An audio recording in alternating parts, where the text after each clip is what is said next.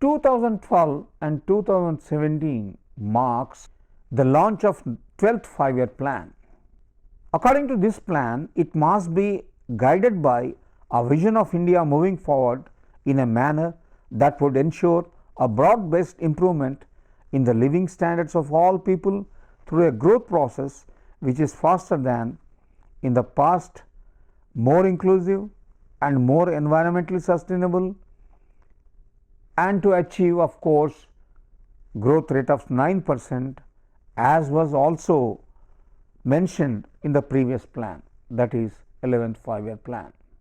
12th 5-year plan also focused on controlling inflationary pressures. For the growth of GDP, the plan has ensured that the commercial energy supplies grow at a rate of 6.5 to 7% per year, and to develop a holistic water management policy with the same fervor.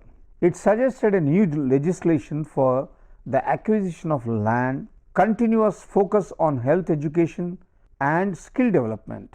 Large investments were pulled in to the development of the infrastructural sector, which is the landmark of 12th 5-year plan. And another important aspect which dominated the plan was the emphasis on the process of fiscal correction. After 12th 5-year plan, what about 13th 5-year plan? Is it 2018 to 2023? No. There is no 12th 5-year plan in India, no 13th 5-year plan in India. 12th 5-year plan is the last of era of planning commission. And as you know, I have mentioned right in the beginning that NITI Ayog has replaced planning commission. We must understand and distinguish the basic functions of planning commission and NITI Ayog. Planning commission was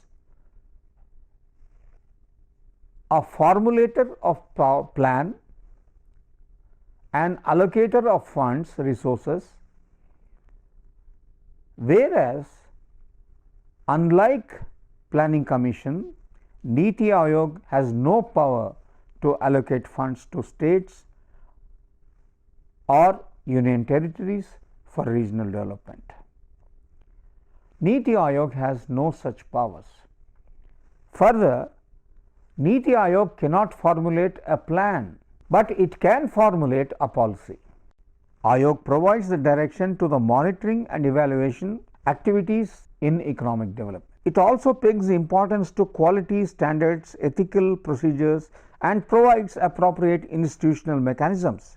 Therefore, NITI Ayog implies it's a consortium of experts, a group of people that the government entrusts for formulating regular policies, not plans, concerning the transformation of India.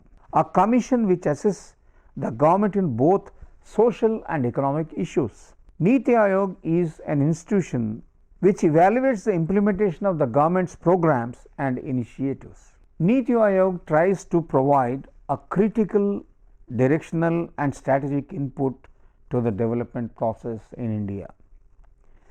It will serve as a think tank of the government both at the center and state levels also, and provide relevant strategic and technical advice on key policy matters. It tries to replace the center state one-way flow of policy with an amicably settled policy which is a genuine and continued partnership of the states frames. It will put an end to slow and tardy implementation of policy measures. This is possible through a better inter-ministry and state to state continuous coordination. Further, it offers help to evolve a shared vision of national development priorities and cooperative federalism, work with a view that strong states is a strong nation. Develop mechanisms to formulate credible plans at the village level, further aggregate these plans progressively at the larger and higher levels of the government. In other words, ensures special attention to the sections of the society who carry the risk of not benefiting from the overall economic progress of the country. NITI Ayog also tries to create a knowledge, innovation and entrepreneurial system through a collaborative community of national and international experts and practitioners, and they offer a platform of resolution of intersectoral and interdepartmental issues to accelerate the implementation of development agenda. Finally, it tries to monitor and evaluate the implementation of programs and also focus on upgrading technological capabilities and building capacity. The first one is leverage India's demographic dividend and realize the potential of young men and women. This is done through imparting education, skill development and elimination of gender bias, providing the employment opportunities to all. Eliminate poverty and offer Indians a better choice to live a life of dignity and respect. Redress inequalities based on gender base, caste and economic disparities. Integrate villages into the development process of the country. Probably NITI Ayog has focused more on reduction of gender bias, so much so that the previous plans did not attempt this task as NITI Ayog has done.